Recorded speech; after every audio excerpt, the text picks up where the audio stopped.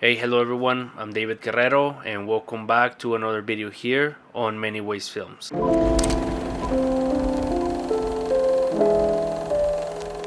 In the video of today, I want to talk about the things that I have learned making short films slash music videos with no budget. And before you start to think something like, well, you obviously need money for a camera, for a lens, batteries, all sorts of things. Pretend that you're gonna use a phone and it records decent, or you're gonna use an old DSLR. It doesn't matter the brand, but you can interchange lenses, or maybe it's a handycam. Whatever you have around, that's what you're gonna use. And I feel like a lot of us young filmmakers, not by age because I'm old, but young filmmakers who are trying to make our short films tell stories, and maybe we don't have all the tools that we want, and maybe we just have a few. I limit myself sometimes, and because of not having the materials that I want or need, I sometimes just don't do anything about it and I stop. But I have recently pushed myself to just go film.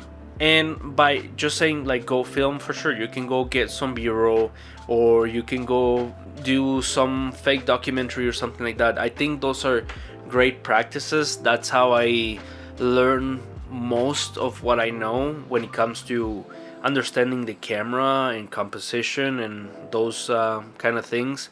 The reason that I have made short films and music videos, and I've been able to even go and get paid and make music videos, make wedding videos, documentaries, and also those kinds of things, is because I just grabbed whatever I had. When I was younger, when I was like 14, 15 is when I started with a camera and just went and filmed whatever. And have in mind, it doesn't matter if you're 30, 40, or 50, but if you have always wanted to do something and you have an idea, start with a shot. Like, visualize it on your head, go film it with whatever you have. It's not gonna be perfect, it's not gonna turn out exactly the way that you envisioned it. I'm gonna say like maybe 2 out of 10 shots, maybe 3 if I'm lucky, turn out to be exactly how I picture them. And sometimes they're better, sometimes are not as good as I like them to be. And especially when you see the whole scene, a lot of things are different. Like maybe it's gonna be the costume that your character's wearing, maybe it's gonna be the character itself. He's not gonna look like how you envisioned it. But guess what?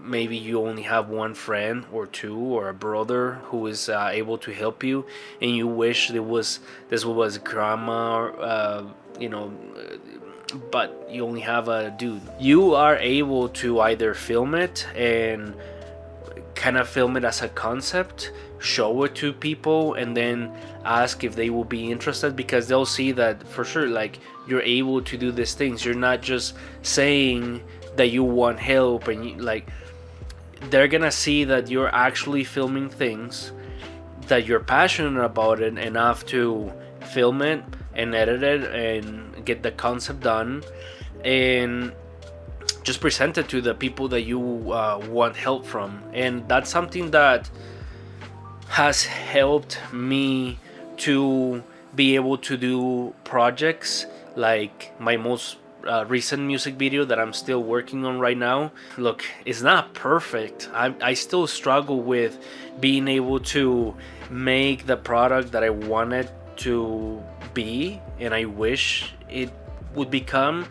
I don't have the resources. I don't have money to do those things. And sure, I have a nice mirrorless camera, but a lot of the lenses that I use, because I'm not able to afford hot lenses, I just bought at the thrift store. And my favorite lens to shoot right now, it's a Minolta 50mm 1.7 lens. I think that was made on the late 80s, early 90s, and I just love shooting with that lens. And I gonna say A lot of my favorite shots from this new music video, I shot them with that lens. I don't think that I necessarily need to use the camera that I have right now. Granted, it's an Nikon. Most people don't shoot with Nikons. I just love it. It works for me. It gives me the availability to shoot the things that I want to shoot, and I'm happy with that. There's probably better cameras, more expensive cameras. It would probably look better if I film it with a Red Komodo or Alexa Mini or something like that, but I can't do that right now. So I'm gonna use this Nikon C6 III that I have, which is a great camera, not the best of the best. I don't have a gimbal, so I'm just gonna do the best to handheld it the way that I want it to be and cross my fingers, maybe stabilize it later and hope that that works. You can also plan for these things, and since you are the director, or you are the director, producer, director of photography, actor, screenwriter, you can change these things. Like, they're not set on stone. There's so many things. Even with this new music video, that I had a scene where the protagonist and his best friend and another guy go inside a store, and they have fake guns, and they rob and take the money, run away. The cops come, protagonist gets shot, the other guy runs away. But I found that there's a lot of problems that come with trying to do something like that. You gotta have insurance, and you gotta have a car that looks like a cop. For sure, if you're smart about it, you don't have to have those things, but it seemed like too much work, and that is great. Like, don't get me wrong, I'm not saying you shouldn't strive for the best or something like that. That's not what I'm saying. But sometimes, just sometimes, people are not gonna be available. If you only have 2-3 people to help you, and they are not available to help you that day, and you also need props and you need so many things, you can plan for it as much as you want, and that's great, you should. But sometimes planning and planning and planning, which again you should, that's you hear it most of the times, that's probably like 70-80% of what filmmaking is about, like planning for where you're gonna shoot. You don't want to fix it in post, like they say. You want to plan for everything. You want to shoot it the day that needs to be shot, and eventually just edit it and have your final product. But in my experience, and I'm just gonna talk about my experience, I'm not a Hollywood movie director. I'm just a dude who is still in college and likes to make short films and music videos and those sorts of things. I am happy with the films and short films that I made, even that they're not perfect, because they get to be completed, and I plan as much as I can for them.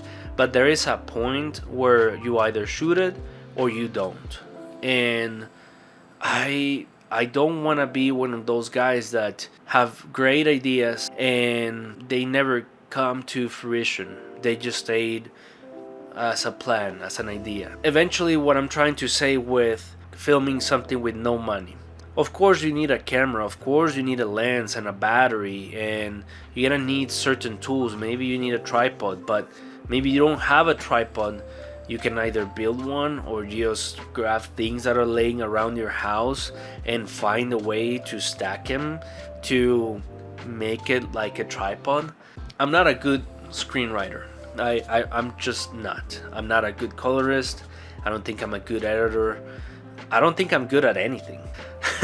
and that sounds harsh, but I try to be decent at certain things. I like to be decent at lighting.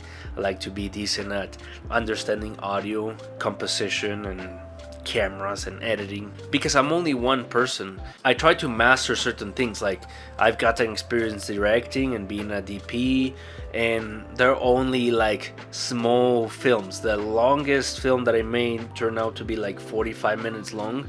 It was a lot of filming. It was a lot of pre-production, post-production. And even with this music video that I'm doing right now, I've been filming this for like 5 months now, maybe 6, and hopefully this week I'm gonna finish it. Like, I'm gonna go film the last sequences. And there's so many things that I don't have that I wish that I had, and people around to help me, and I changed my script and I adapted it to what it could be. It's still hard to accomplish. I didn't change it to something easy, like, well, they don't rob and like they don't do anything.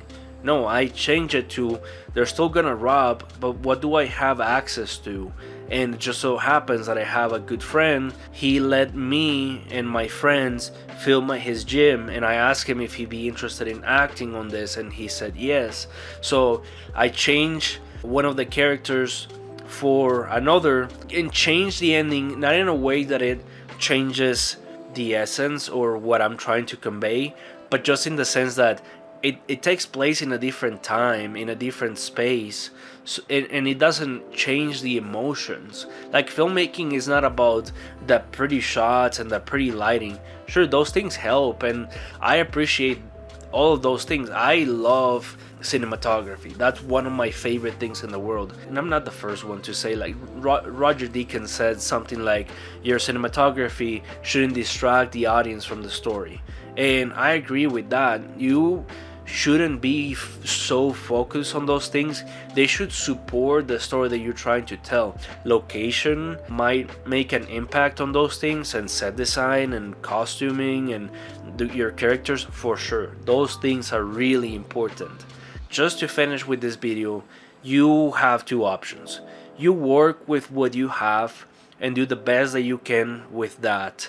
And for sure, don't stay quiet. Like, ask friends, ask family, ask neighbors. Let people know that you're really interested and passionate about this. Film whatever you can, show it to them. That's why I feel people want to film with me and collaborate in the projects that I am working on, because they've seen what I've made, and it hasn't always been great, and it's not perfect right now, but it's much better than it was a year, 2 years, 5, even 10 years ago. And that's come from persistent. These things don't come easy to me.